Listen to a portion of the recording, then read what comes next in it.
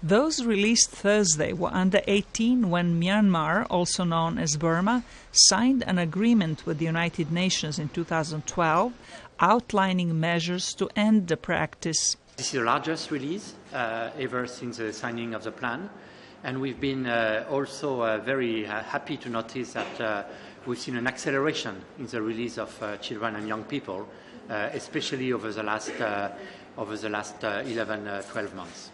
Bertram Bainvel, UNICEF representative in Myanmar, welcomed the release but said the practice of recruiting children must be completely eradicated. The larger numbers of underage recruits is happening, is in Tatmadaw versus smaller armies from non-state actors.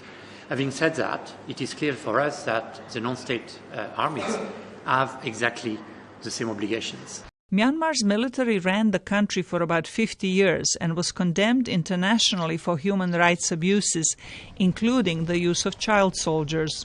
Recruiters for the country's huge military frequently apprehend boys at public places such as bus stations and markets and force them to join the army without asking parents' permission.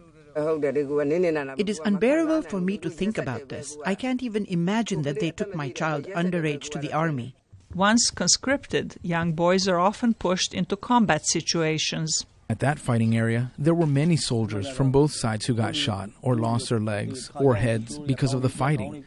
I was so scared to see them and ran away from that place and lied down under the bush because I didn't have any experience. So I had to lie down.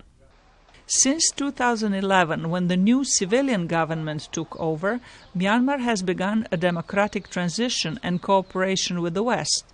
Abandoning the practice of recruiting children was one of the top requirements.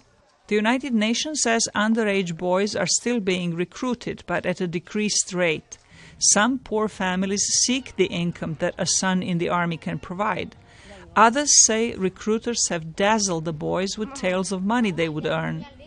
Recruiting is often facilitated by brokers who supply forged documents, making it hard to determine how many child soldiers are enlisted.